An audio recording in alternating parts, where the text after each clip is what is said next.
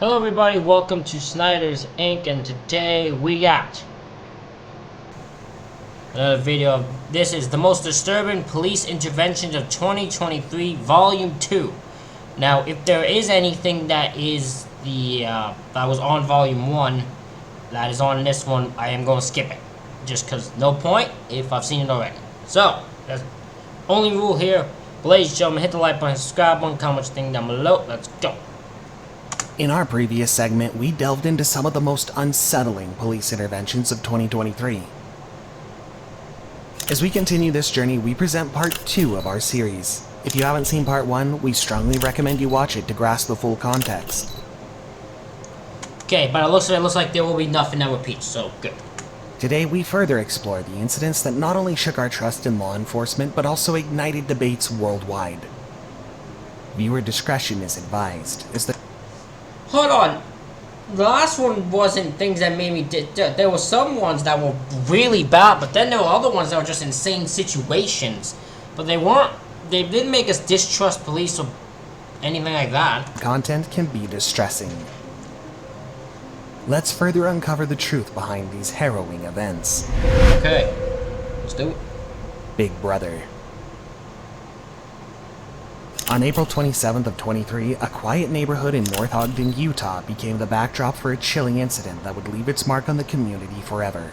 Jeffrey Roberts, a 66-year-old man from Long Beach, California, embarked on a journey spanning over 700 miles with a dark intent. Jeffrey, with his white goatee and heavy-set build, arrived at the home of his brother, Scott Roberts, a retired forestry professor. The evening seemed like any other, with Scott and his wife Jody enjoying a peaceful dinner, but as the doorbell rang, the tranquility was about to be shattered. Captured on a doorbell camera, Jeffrey can be seen calmly approaching the front door, telling his brother he'd come to see their mother, but when Scott informed him she wasn't there, the atmosphere quickly shifted. Without warning, Jeffrey pulled out a gun, unleashing a barrage of bullets as he made his way into the home.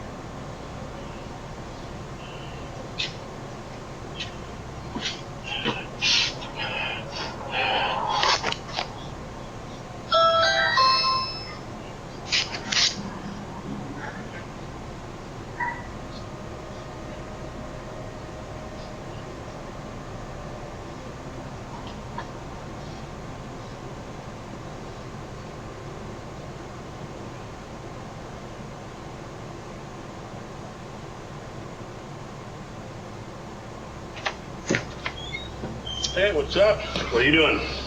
Jennifer came by to see Mom. She's not here? Where's she at? In Missouri? What's she doing there? Well, she's living with Lorinda's mom, who's taking care of her. Really? Yeah. Well, how long's she been there? About a year. Really?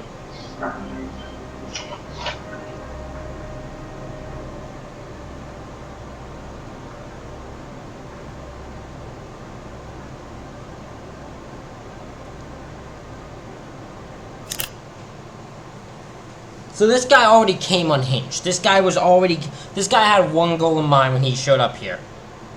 I'm just confused, like... And obviously, you can't be like, oh, why did he answer the door? It's his brother, right? He didn't expect that his brother was there to do that. Clearly, he had an unhinged brother. But the horror didn't end at the doorstep. Minutes later, Jeffrey emerged from the house, only to return shortly after, this time armed with a 12-gauge shotgun and a brown duffel bag.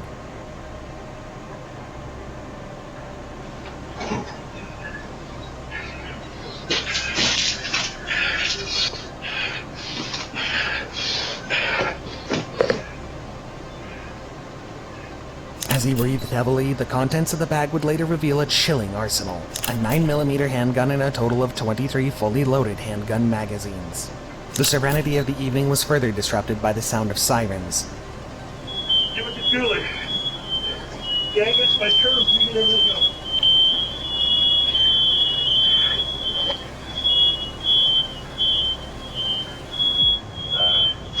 What else do I got here?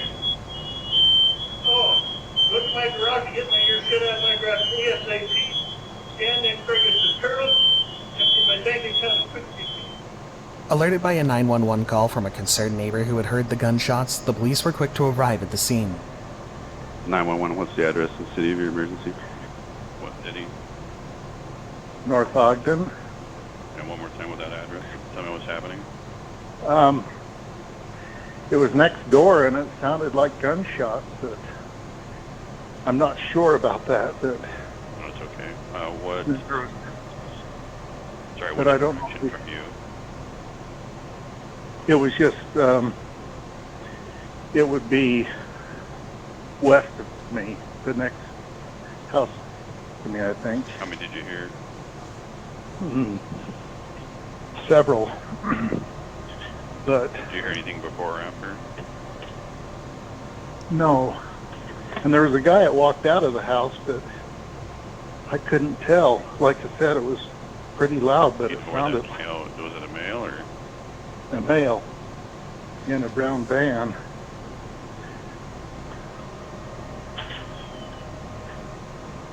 Let me see.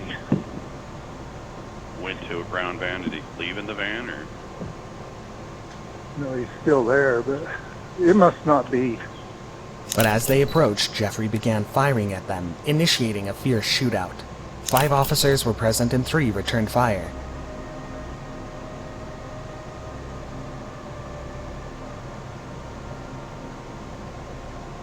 Ceasefire! Ceasefire! Ceasefire! Ceasefire! Ceasefire! When the dust settled, I'm about to say, I have a guess how this ended. I have a guess how this ended. This man never stood a chance. Jeffrey lay motionless, a fatal head wound marking the end of his rampage. But the devastation was far from over. Thick black smoke began pouring out of the house, the result of a fire ignited by Jeffrey using road flares. Inside, Scott Roberts was found dead from gunshot wounds. His wife Jody had also been shot but was fortunately alive. Their daughter, Kelsey Turner, later revealed that her mother survived because Scott had bravely confronted Jeffrey, urging Jody to flee. In her words, her father died a hero, offering a small solace amidst the tragedy. The aftermath of that night was heart-wrenching. The house, once filled with memories, was now in ruins. Jody was left with no clothes or personal items, everything consumed by the flames. The community rallied around. Oh my god, I feel so bad for that girl. Their daughter was left with nothing. Daughter and and his wife left no personal belongings, no clothes, no nothing because of the fire caused by this insane guy. Like, just this insane brother. Like, I don't know what causes him to do that, what made him do that. So weird. Around her, with many sharing their condolences and memories of Scott, remembering him as a man of wisdom, warmth, and humor. As investigators delved deeper into the incident, trying to piece together the motive behind Jeffrey's actions, one thing became clear. Family ties can sometimes be the most complex and, tragically, the most destructive. The events of that night serve as a somber reminder of the unpredictability of life and the profound impact one's individual actions can have on an entire community. Disturbing confrontation. On January 3rd of 23, a seemingly ordinary day in South Los Angeles took a harrowing turn. Body cam footage later released by the LAPD captured the intense moments that unfolded on East 28th Street and Central Avenue. Before the officers' arrival, a frantic 911 call set the stage for the confrontation. A concerned citizen reported a man, later identified as Oscar Leon Sanchez, walking on the roadway, brandishing a knife and throwing metal objects at passing vehicles and pedestrians. Okay, yeah, that's a reason to be concerned. That is a reason to be concerned. A man is going around throwing stuff at cars. That is a reason to definitely be concerned. Hi, I'm calling at 27 South Central Avenue. There's a male that he literally had a knife in his hand and he was wrapping some wire, which he was stealing from one of the poles. Okay, and he's walking in the middle. What does he look like? Is he black, white, Hispanic, or He's Asian? Hispanic. He's Hispanic. About how but old? he literally threw a knife at a car. Hey, I have a homeless here. He took my car. I'm sorry, what happened to Hello? your car? Está un homeless en la calle, en la 28, en la centro. ¿Español? Sí, hablo español. ¿Qué pasó? Hay un homeless aquí en la 28 y la Central. Está tirándole cosas a los carros.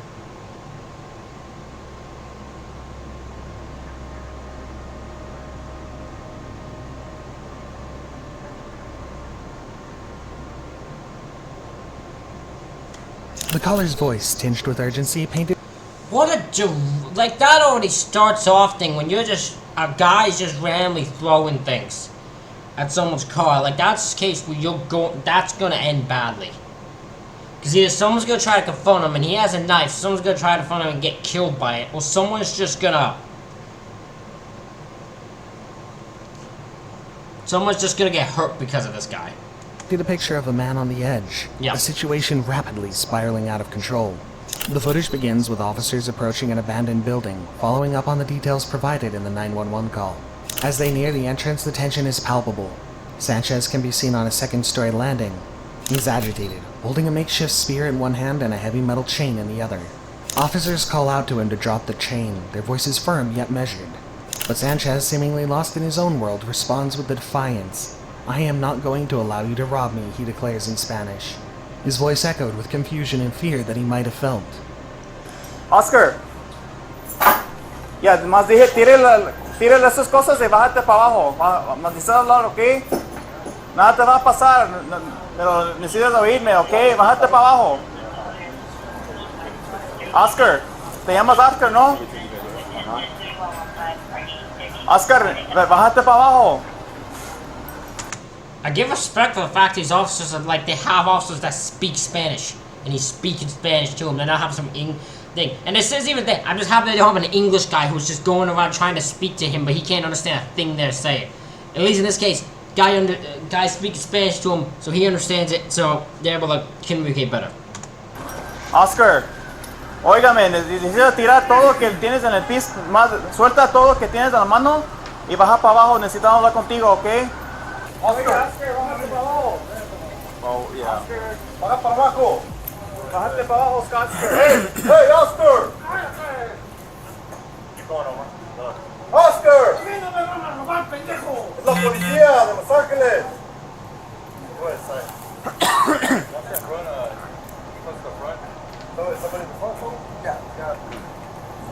The officers, attempting to de-escalate the situation, continue their efforts to communicate. "We don't want to hurt you," one can be heard saying, but Sanchez's actions suggest he's not fully comprehending the gravity of the situation. He retreats into the building. Yeah, he seems to not know fully who he's speaking to. Like, he seems to be in his own world where he probably believes everyone's out to get him, literally. So yeah, he's probably in his own little world here. Shutting the door behind him, only to re-emerge moments later, his makeshift weapon at the ready. The confrontation reaches its climax as Sanchez lunges at the officers. Commands to drop it are drowned out by the chaos. In the heat of the moment, shots are fired. Sanchez falls to the ground and the officers rush in, their primary concern now to administer aid.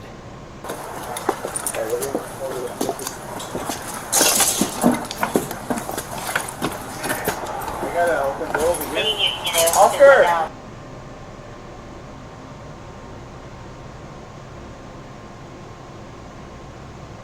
Alright, we're pushing forward. Ready? Ready. Not touching anything. Watch it.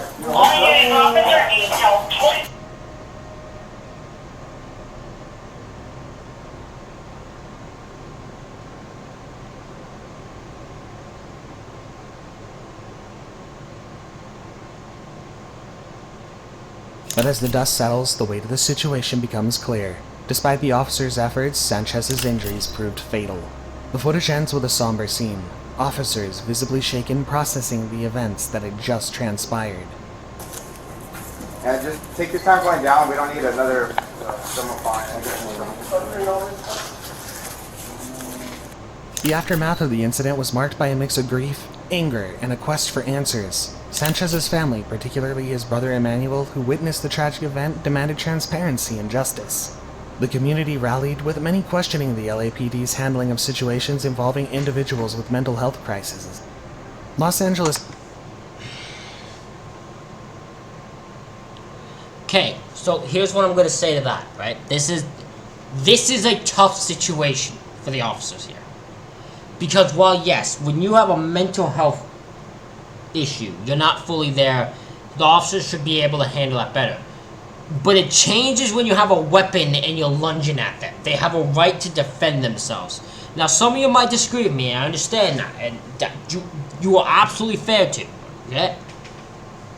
In my mind, though, that changes the situation of, hey, you should,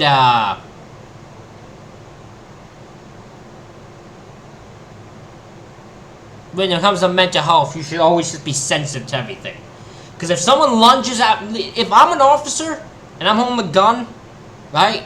And the gun's what I'm holding because I'm trying to get people to come down and that. And a man lunge and I go to try to get him and he lunges at me with a weapon. I'm sorry, I'm shooting the weapon. Like, I'm not gonna be like, oh, I can't shoot him, he might have a mental health issue. Nah, man, I'm just firing. Like, I understand the officers here. I don't feel a thing. It's different when you have a weapon lunging at people. Plus, he literally was putting people in danger. Mayor Karen Bass expressed her concern about the incident, emphasizing the need for change and reduction in the use of force. As investigations continue, the incident serves as a poignant reminder of the complexities and challenges faced by law enforcement in the communities they serve. It underscores the urgent need for understanding, training, and compassion in addressing mental health crises in the field. Mental health's a tough one, man. It's a tough, and I mean literally, it is a tough thing for officers. Because there's sometimes where, like, if no one's a danger and they're dealing with some mental health thing and then you're an asshole, that's just the officer being a dick, right? In a scenario like this, it kind of puts them in a tough position. Because when someone has a weapon and they're trying to and they're lunging at you, things change, right? I understand the thought, again, of the community, of course, is always going to be behind the victim in those situations. But just try to think if you were the officers. That's all I ask. Try to think if you were the officers, right? And a man lunges at you with a weapon. If he lunged at him with, like, the chain, then yeah, that's unnecessary. Because the chain is the least dangerous weapon, right? Like, the chain, you ain't gonna... He's not gonna be able to do a whole lot with the chain that you cannot stop him from doing. If he had the knife, and, like, the knife with wire and all that, like, that's a weapon still. That is a dangerous way. He could kill one of the officers with it, right? They have to defend themselves. It's a very weird mixed line here. Strange guests. On the night of April 30th of 23, the skies over Las Vegas were lit up, not by the city's famous neon lights, but by a mysterious fireball that streaked across the horizon.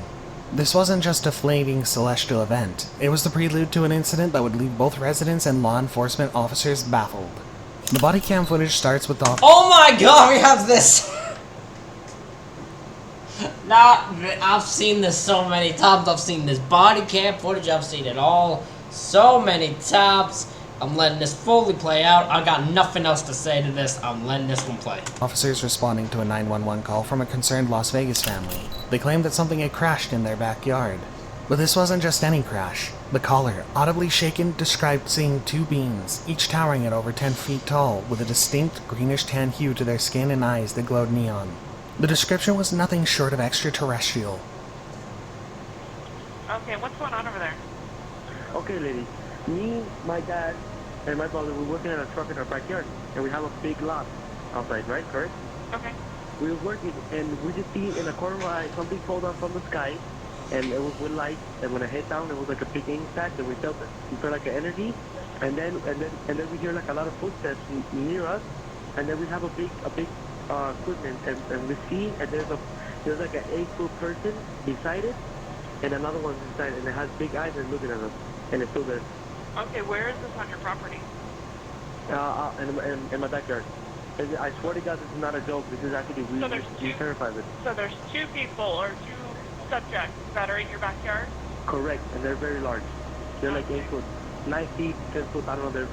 They look like aliens to us. Big eyes. They have big eyes, like I can't explain it. And big mouth. They're shiny eyes, and they're not human. 100% they're not human. As police approached the scene, their apprehension was palpable. One officer can be heard saying, "I'm so nervous right now."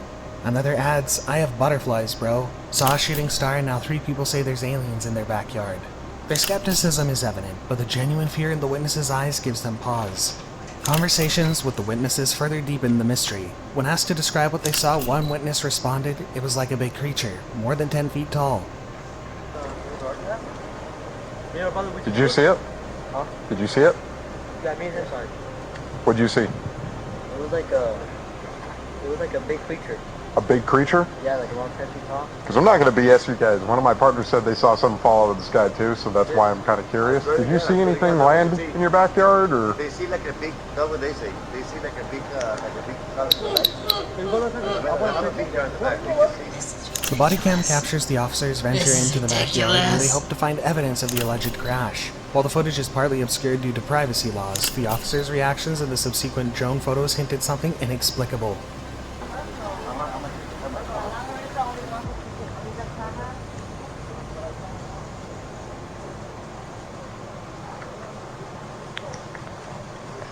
Did you see it? No? I'm kind of curious now. I want to know if there's aliens. I was with the iPhone. I say, I want to record something. Where did they go? Well, they say that, I'm going to show you.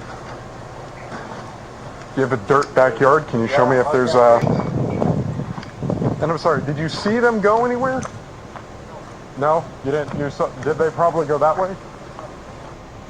I would always love to know, right? Is all I'm gonna say. I would love to know what the law is that made them have to blur out the backyard for privacy reasons. What exactly law is it?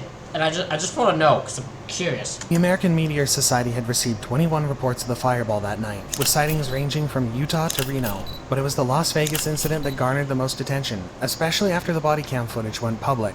The circular imprints found in the backyard remain unexplained, even as officials returned to the site for several days of investigation. The Las Vegas Metropolitan Police Department, despite their initial involvement, eventually closed the case, but the incident left an indelible mark on those involved. As the officers left the scene, one can be heard humorously advising the family, "Hey, if those 9-foot beings come back, don't call us, alright?" No, hey, if those 9-foot beings come back, don't call us, alright? Deal with it yourself. I ain't dealing with that. I'll drive by and wave at you guys. You're on your own, bro. Yeah.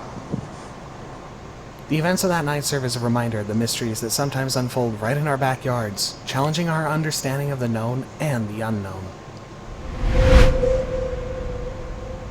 A chilling pursuit. In the bustling heart of Los Angeles, the city's metro stations are often bustling with commuters, tourists, and locals.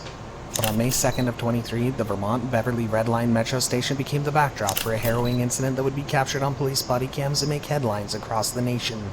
The morning sun had barely risen when at around 9:40 a.m., LAPD officers working at the metro station were approached by an 18-year-old young man. He was visibly distressed and he had a story to tell. The man informed the officers that he'd been threatened by another individual who had brandished a knife at him.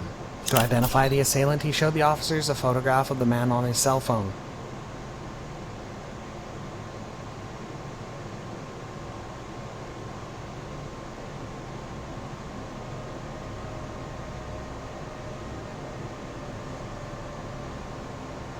The suspect was none other than 23-year-old Mason Todd Sweener.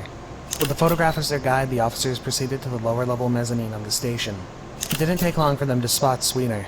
One officer can be heard saying, that's him," as they identify Sweener, who was still in possession of the knife. But the officers immediately engaged, ordering Sweener to drop his weapon.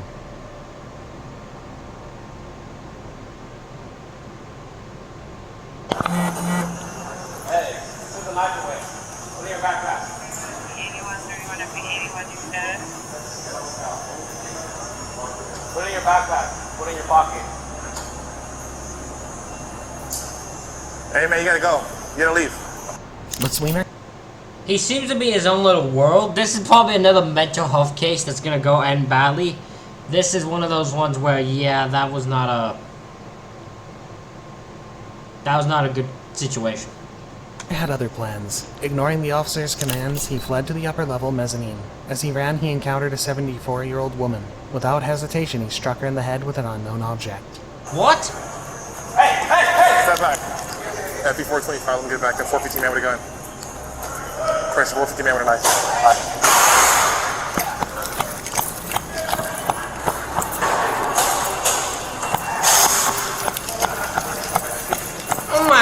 your ass is slow. Bro, your ass is slow. Move. These officers are slow. Why are they so... Listen, I know they got a bunch of heavy things, but they need to make that... If that is the speed, the best speed they can go at, oh my god. Make this stuff lighter they have. Make it better, because that is... God, that man could have ran out the whole damn area. Screw it, if he did attack thing, he could have left the whole metro station before this guy would have even got... Before these two would have even got close to him. Stay back, corners. FP425. FP425 is going to be a male white, approximately 30 years of age, with black shirt, gray sweatpants. The chase didn't. Oh, so he literally... The only other reason they got close to him, and they still didn't catch up, the only reason they got close to him was because he just stopped what he was doing, waiting to show them what he did when he ran again. Then there, Sweener made his way to the street level, and as he sprinted north on Vermont Avenue from Beverly Boulevard, he committed another violent act. This time he stabbed a 61-year-old man in the left shoulder. The man's injuries were severe, but Sweener's rampage was far from over. You gonna try to tell me now they don't have a right to use violence? You gonna try to tell me now, even though this guy's mental health, you should have been nice? And nah! This guy's just taking things like this. This probably would end sooner if these officers weren't made to be the slowest human beings on the planet right now. Fucking move, officers! Oh my god! This guy's walking up the steps. This guy's not even running. He's walking at his own leisurely pace. While there's a man with a knife running from him. Am I mean for... I'm sorry. Am I mean for being annoyed at these officers? These officers are annoying me at their slowness. I know it's because of what they wear, but like... Come on. Like, don't... You're walking.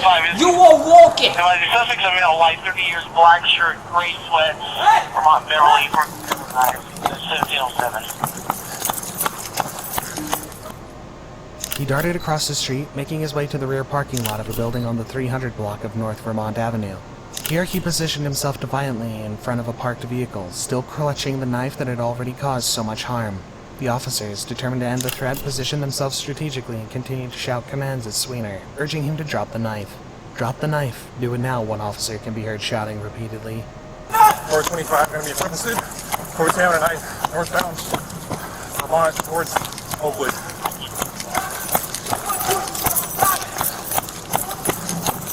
425 be advised that the suspect is to stab a citizen. All units 31 FP425 and then foot pursuit. This guy never planned to actually try to get away from them. Because if this guy tried to, the slowness of this officer, he could have. This criminal guy never once planned to get away from these officers. I don't know what he planned on doing. But if he wanted to get away from them, from these two slow-ass cops, he could have. 450 man with a knife, northbound Vermont towards Oakwood, requesting backup area to supervisor. 475. 25 project committing Vermont. Hey, put your hands up, man. Move backward! I'm not playing with you. Grab my neck, I want you. Hey, Airship, can you direct me to this in, please? Hey! I repeat your location. You're free, so you have the frequency. Guys, I got them. They're going to be just south of Oakwood. Hey, just drop the knife, bro. Relax and drop the knife. 421, guys. You turn southbound Vermont. I got them in the rear. They're going to be in a parking lot. Drop the knife, bro. But Sweener was absolute. With the knife still in his hand, he charged at one of the police. The situation escalated rapidly, culminating in an officer-involved shooting. Sweener was struck by the officer's gunfire. He fell to the ground, finally releasing his grip on the knife. The threat was neutralized and Sweener was taken into custody without further incident. I'm not playing with you. You grab it. Try to tell me now. Yeah, this is a guy with mental health issues. This is a guy who ends up getting shot by officers. Not because he didn't deserve, that he specifically deserved, but he put himself in a position where they had no other choice. They tried to get him to drop the knife, he then ran out an officer. What the fuck do you expect them to do? This is what happens. My knife, I won't shoot you. Drive it, I'll shoot you. Right outside. Jump out. I repeat your location. Air 3, let me have the frequency. Guys, I got them. They're going to be just south of Oakwood. They're going to be in a parking lot south of my building, guys. Shop 421, guys. U-turn to southbound Vermont. I got them to the rear. They're going to be in a parking lot code 6 on the suspect. They have the gunpoint. Drop the knife. I won't shoot you. Drop the knife.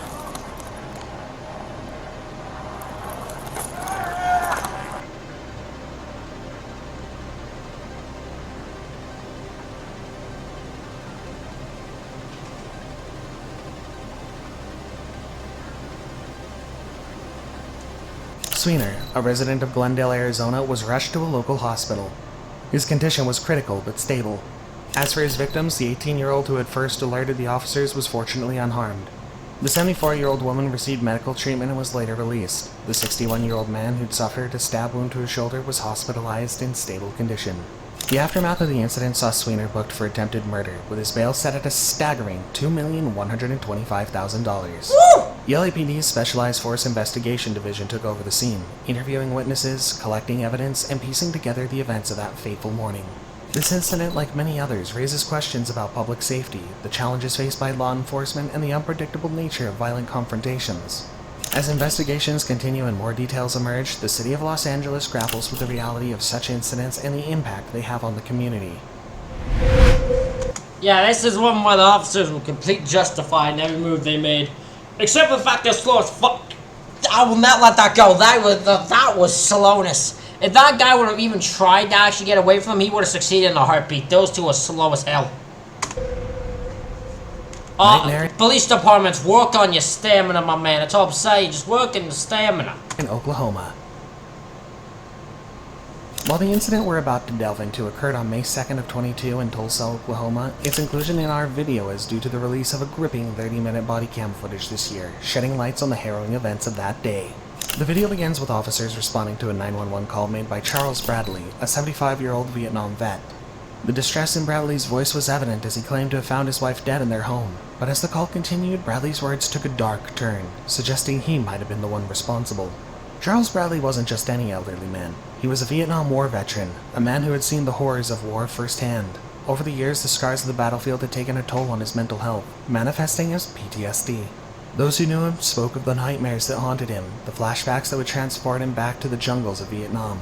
Upon arriving at Bradley's residence, officers are met with a scene of palpable tension. The front door opens, revealing a visibly distraught Bradley, tears streaming down his face. The ambience of the house is somber, with dim lighting casting shadows on the wall. Outside, the neighborhood, usually peaceful, is now filled with the flashing lights of police cars, drawing the attention of neighbors and passerby. Whispers fill the air as they try to piece together what might have happened. Sir, you come out with your hands up. Keep coming my way. Keep coming. Got a weapon on you? No weapons? Come on out. Okay, I know. come on out. Come on out. Wait a minute. What are we talking to? Here, I'm going to talk to you. My name is Officer Wade, Tulsa Police. Will you walk my way? Is there anybody else inside the house besides your wife? Keep coming. What I'm going to do is I'm going to have you step over here with these officers and I'm going to go over here to your wife. Bradley is promptly taken into custody with officers. So was this a heartless thing, or was this a PTSD took a bad turn? Like he got flashbacks, thought he was in the war, pulled out a gun and just shot and ended up shooting his wife or something. Like I'm trying to think what, that's what my gut's telling me, but I could be wrong. I could find out it's just a heartless guy who just murdered his wife. Officers urging him to keep his hands. Both are possible. I've seen both possibilities. Hands visible. They proceed with caution, asking Bradley if anyone else is inside the house. Their worst fears are confirmed when they discover Sandra Bradley, Charles' wife, lying lifeless with multiple gunshot wounds. Is there anybody else inside the house besides your wife? Keep coming. What I'm going to do is I'm going to have you step over here with these officers and I'm going to go over to your wife. Come on. Oh. Anything? Part of me does wonder now. That's the two options. Which two are they? That's what I'm curious.